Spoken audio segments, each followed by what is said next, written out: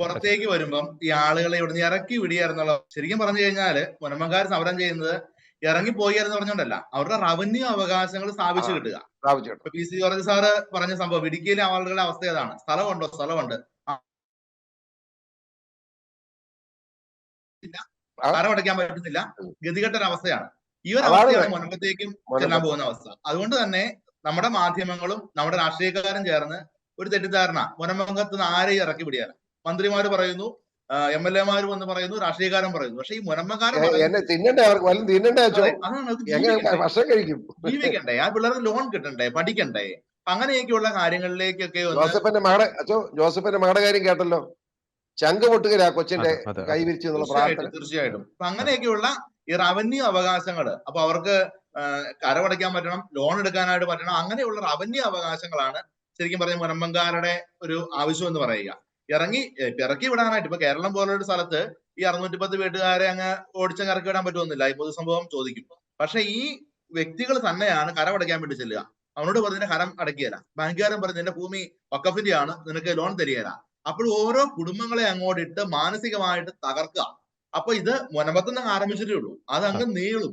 ഇനി ബാക്കി നമ്മുടെ മലയോര മേഖല അടുത്ത് പറയാൻ വേണ്ടി പോകുന്നത് ഞങ്ങളുടെ തുടങ്ങി മലയോര മേഖലയാണ്.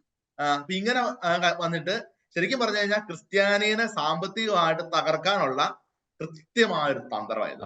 നമുക്കത് പൊതുസമൂഹത്തിലേക്ക് വിളിച്ചു പറയാൻ എത്ര പേർക്ക് ധൈര്യം ഉണ്ടാവും എനിക്കറിയത്തില്ല, കേട്ടോ. എനിക്കറിയാം, അതായത് സാമ്പത്തികമായിട്ട് ക്രിസ്ത്യാനിയെ തകർത്ത് കളയാനുള്ള വളരെ ആസൂത്രിതമായ, അത് വർഗീയവാദികളുണ്ട് എന്ന്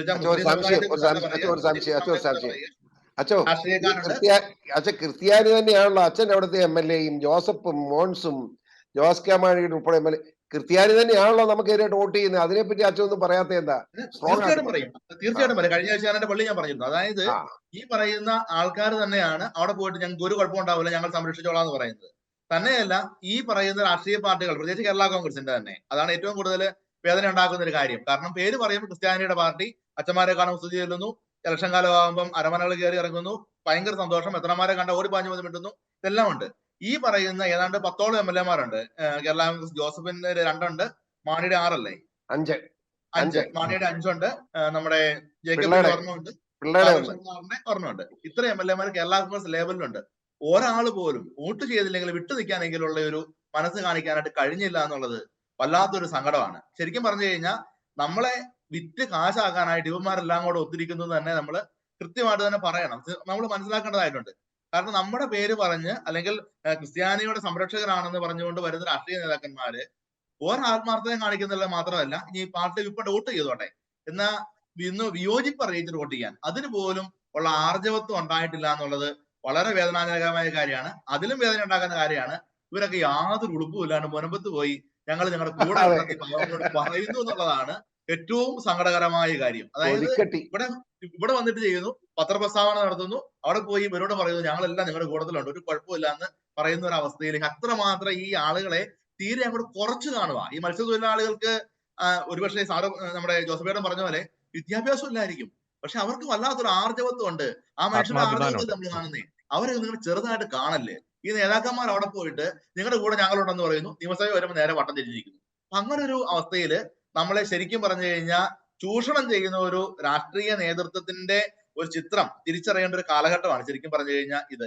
പ്രത്യേകിച്ച് ക്രിസ്ത്യാനിയുടെ പേര് പറഞ്ഞ് വോട്ട് പിടിക്കുന്ന അത്തരത്തിലുള്ള സമുദായങ്ങളുടെ സംരക്ഷകരാണെന്ന് അവകാശപ്പെടുന്ന രാഷ്ട്രീയ പാർട്ടിക്കാരോടുള്ള എന്റെ ശക്തമായ ഒരു വേദന അറിയിക്കാനായിട്ട് കൂടെ ഈ ഒരു അവസരം ഞാൻ ഉപയോഗിക്കുകയാണ്. ബാക്കി ഉള്ളതൊക്കെ പോട്ടെ, കാരണം അതൊക്കെ ഇങ്ങനെയൊക്കെ ആയത് എന്ന് പറയാം. ഇതൊക്കെ എന്ന് പറയുമ്പോൾ ഈ പാർട്ടികളൊക്കെ നമ്മുടെ പേര് പറഞ്ഞുകൊണ്ടാണ് ആൾക്കാരെ സമീപിക്കുക. അതിനകത്ത് ഏറ്റവും വലിയൊരു വേദനയായിട്ട് നമുക്കിത് മാറുന്നു. അതൊരു വലിയൊരു പ്രതിസന്ധിയാണ്. ഈ നാളുകളിൽ ഏതെങ്കിലുമൊക്കെ ഒരു മറുപടി പറയാൻ ഞാൻ ആഗ്രഹിക്കുകയാണ്. കാരണം എന്തുകൊണ്ട് അവരുടെ നിലപാട് ഇങ്ങനെ എടുത്തില്ല എന്നുള്ളത്. അത് കേരള കോൺഗ്രസ് ജോസഫ് പാർട്ടിക്കായാലും മാണി സാറിന്റെ പാർട്ടിക്കായാലും ജേക്കബ് സാറിന്റെ പാർട്ടിക്കായാലും ബാലകൃഷ്ണ സാറിന്റെ പാർട്ടിക്കായാലും ഇവരാരും ഒരു നിലപാടെടുത്തില്ല എന്നുള്ളത് വലിയ സങ്കടകരമായ കാര്യമാണ്. അപ്പൊ ഈ മുനമ്പത്ത് നിന്ന് ആരംഭിച്ച് ഇടുക്കിയിലൂടെ വന്ന് ഈ പറയുന്ന ക്രിസ്ത്യാനികളുടെ സാമ്പത്തികമായിട്ട് നമ്മളെ അങ്ങോട്ട് ഇല്ലായ്മ ചെയ്ത് ബിഗ് സീറോ ആക്കി മാറ്റി കളയാനുള്ള ഒരു തന്ത്രമാണ് ശരിക്കും പറഞ്ഞു കഴിഞ്ഞാൽ അണിയറയിൽ ഒരുങ്ങി പലതരം മേഖലകളിൽ നടപ്പാക്കിക്കൊണ്ടിരിക്കുക.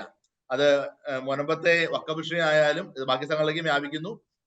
ഇടുക്കിയിലെയും കോതമംഗലത്തെ ഉൾപ്പെടെയുള്ള പ്രദേശങ്ങളിലെ വന്യജീവി ശല്യമായാലും വനം വകുപ്പിനെ ഇങ്ങോട്ട് കയറടിച്ചു വിട്ടേക്കുന്നതായാലും ഇങ്ങനെയൊക്കെയുള്ള ഇവർ ശരിക്കും പറഞ്ഞു കഴിഞ്ഞാൽ ചില ആയുധങ്ങൾ ഉപയോഗിക്കുകയാണ്. വഖഫ് എന്ന് പറയുന്ന ആയുധം, വന്യജീവി എന്ന് പറയുന്ന ആയുധം, പലതരത്തിലുള്ള ആയുധങ്ങൾ ഉപയോഗിച്ച് ക്രിസ്ത്യാനികളെ ഇല്ലായ്മ ചെയ്യാൻ, സാമ്പത്തികമായിട്ട് ഭിക്ഷയിറയാക്കി മാറ്റാനുള്ള ഒരു തന്ത്രത്തിന്റെ ഭാഗമാണ് നമ്മൾ ഈ കണ്ടുകൊണ്ടിരിക്കുന്ന കാര്യങ്ങളൊക്കെ എന്നുള്ളതാണ്.